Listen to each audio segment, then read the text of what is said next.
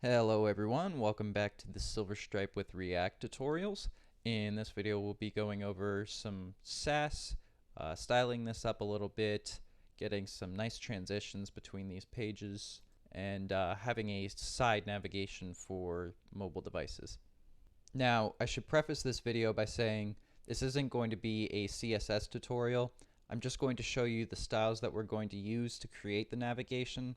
I'm not going to go over each style rule individually. So the first thing we're going to do is create a components directory.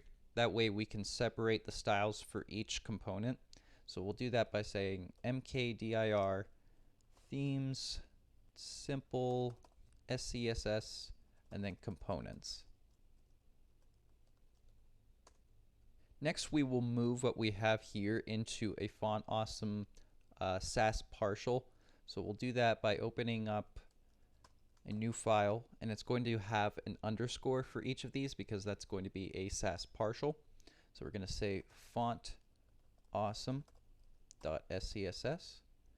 and we will say subl for sublime, and then we will copy all of this out of the custom.scss, paste it in here, and then we will say import components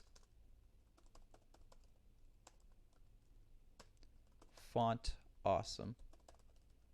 Now you don't need the underscore that we have for the file name here, just the font awesome. Now we can run npm run watch again.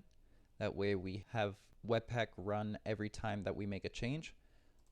Now if we refresh here, we should still see our icons are working, so that's good. Now we're going to start styling our header navigation, but we want to hide the header that is already here because the styles will be loaded in with the JavaScript actually. So there's going to be an initial flash if we don't have an inline style here. So we're going to add that. We're going to say display none. Now we are going to create a new styles partial in the same directory as the font awesome, so the components right here, and we will just call this navigation, again with the underscore at the beginning of the file name. Now again, there are a lot of styles to add, so I'm not going to go over each style rule individually. Instead I will show you each block. So here we have the main nav menu button, and it's going to have these styles here, so take a second to copy these down. Add these styles for the nav class.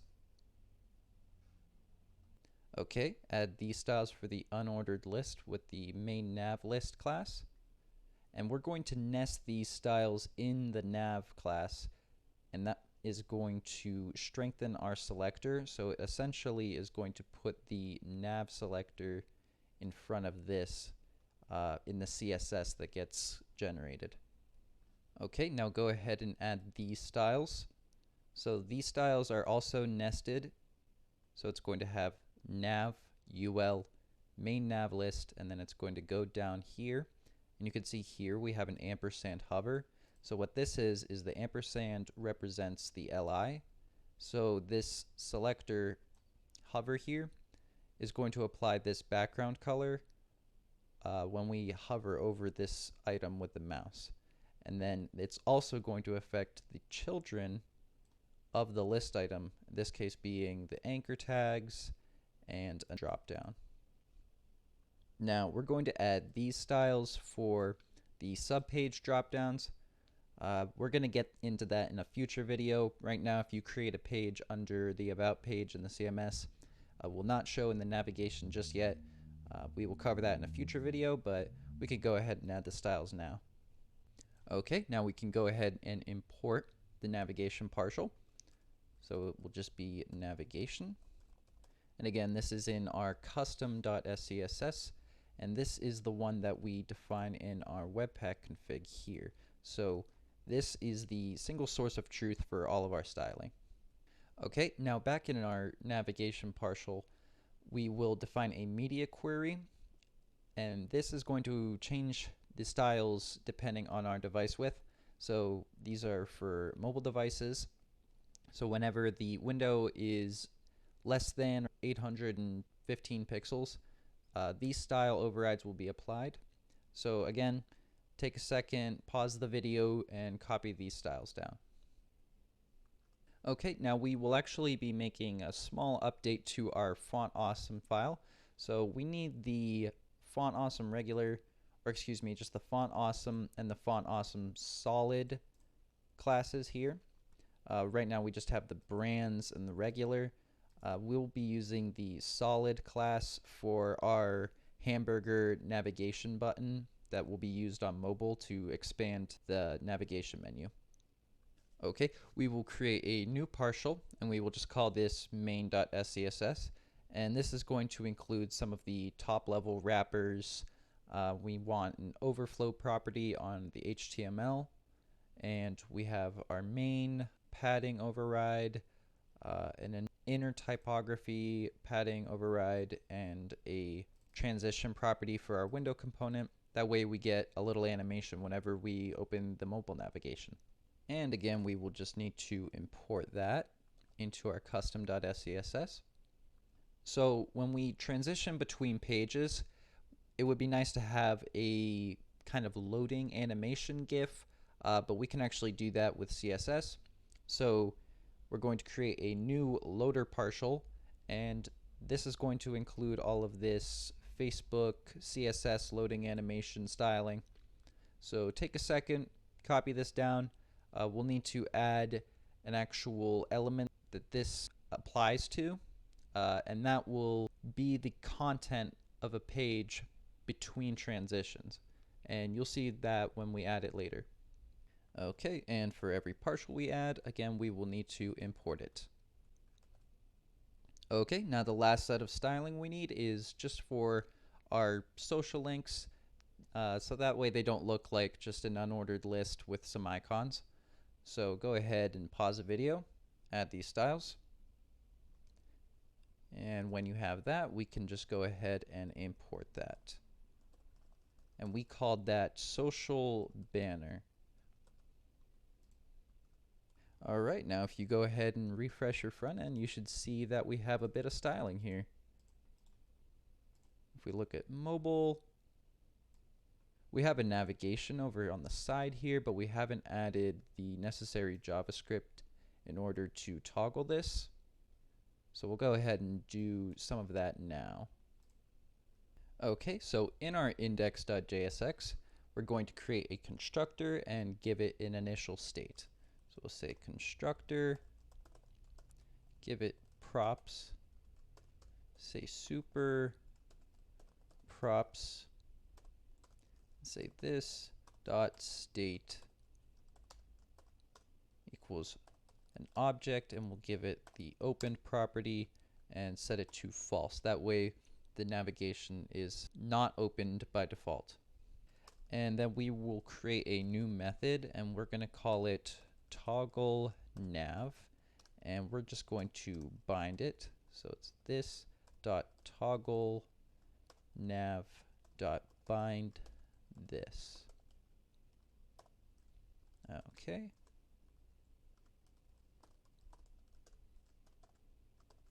Okay, and inside this we will say if window dot inner width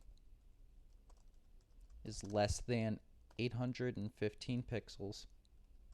That's the same value we used for our navigation media query. We will update the state. So this dot set state. Now we are going to actually pass in a callback arrow function. That way we can just simply invert the open status. So we'll say prev state,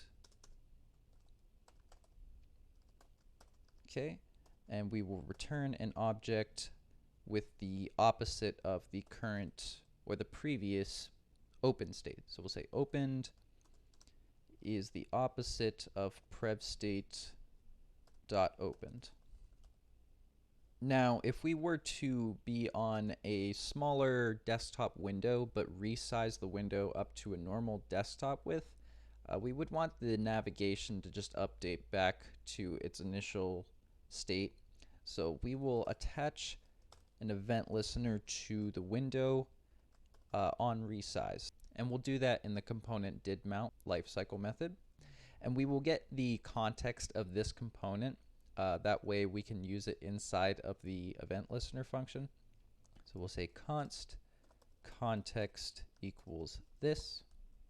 Okay, now we will say window.add event listener.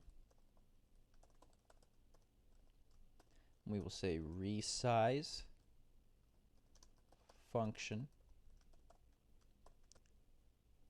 Now we will say if window inner width is greater than 815 pixels, we will say context.setState, and we will set opened to false.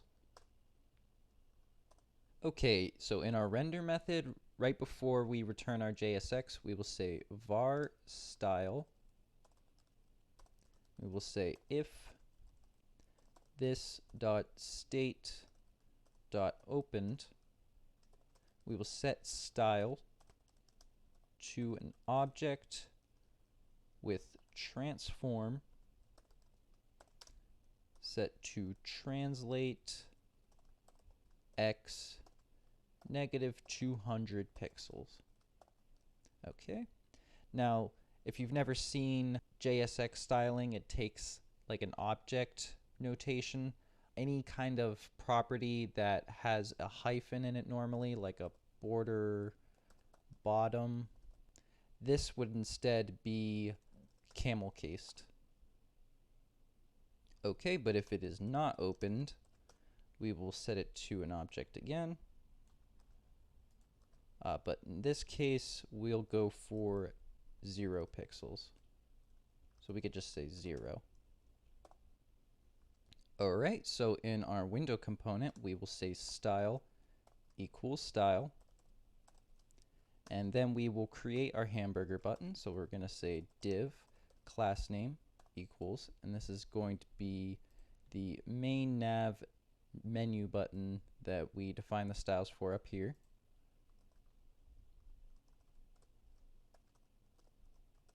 Okay, and then this is just going to be a font awesome icon, so it's going to be I class name, and it's going to be a solid one, so we imported the font awesome style class, so it'll be FAS and then FA-bars. Okay, and then we'll just close that off like that. Alright, now we will add our event listener, so it'll be on click equals this dot toggle nav. Right, so whenever we click this, it will trigger this method here, check for the window width, and then update the state appropriately. Okay, so if you refresh your front end, you'll see that we have our hamburger button here. If we click it, it expands the menu. If we resize, it should go back to normal. But it looks like we have some extra padding that is messing with our layout here. So what we're going to do is move the inner typography to our page component. Okay, so in our top level page.ss template, we will remove this wrapper here, but we will copy this class first. Okay, just update that indentation. And then we will add the class to our page.jsx component. So we'll say class name equals, and then we can just paste that in. So now on our front end, you'll notice that this looks a bit better now. So if we open this and then resize, there we go. Navigation goes back to a normal desktop nav, and we can go back to a mobile nav and just play with that. Everything looks good. So what I'd like to do now is actually put the page title up here at the top. That way the content isn't so close to the navigation, just kind of looks a little bit crammed this way. So what we need to do is return the title from the page controller, and then that will be available in our viewable data, and then we can just update the state and then render that in our page. Okay, and to do that is pretty simple. All we're going to need to do is return that in our page controller. So in our feed viewable data method, we will return the title of the page as well. Okay, and in our page.jsx, this will now just be available on the data. So what we can do is just say title is equal to, or excuse me, set to in an object. We will say title, and then don't forget the comma at the end. Now we're going to add some initial state for the title. That way it is always available. So we'll just set that to an ellipsis, and then down here we'll put that in an h1 tag. So it'll be h1 and then this dot state dot title. All right, that looks pretty good. You can see that when we transition between pages, it starts as an ellipsis, and then we get our actual page content with the title at the top. So the last thing we're going to do is update the content to the loading element that we added the styling for. That way when you transition between pages, you get a neat little loading animation instead of just kind of a pop. Okay, so to do this, all we're going to do is update the state every time we call the load viewable data. So we say this.setState, and then when we set the content to our LDS Facebook loader, we had the styles in here, and you can see that it has a few divs on the inside, and those are the animated columns that it uses. So it's going to be 1 outer and then 3 inner divs. And then once the actual data comes through, it will update the content with the actual page content. Now if we go back to our front end and transition between pages, you can see the content has a little animation, and then all the content gets loaded. Okay, that about does it for this video. In the next video, we will be going over how to create drop downs for our subpages, because as I mentioned before, if we were to create subpages under our top level pages here, there's not any real way to access those besides typing in the route directly, and I'm not even sure that would work. Yeah, so we need to add some code that will make this work for top level pages and subpages. So I'll catch you then.